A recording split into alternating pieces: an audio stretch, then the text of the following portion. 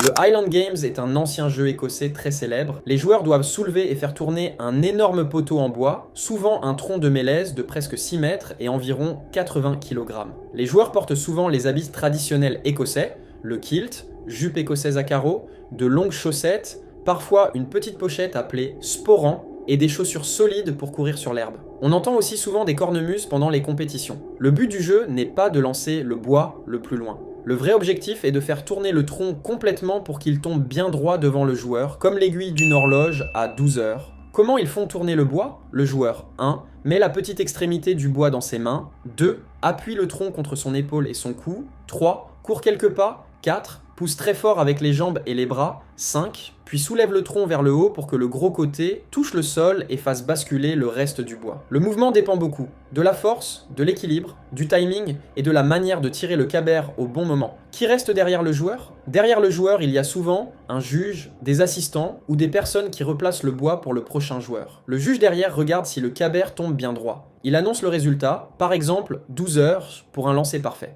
Les assistants derrière le joueur redressent le grand tronc, le transportent, vérifiant la sécurité et préparent le cabert pour le prochain participant. Parfois, ils aident aussi à stabiliser le bois avant que le joueur le soulève, car le tronc est très lourd et difficile à garder debout.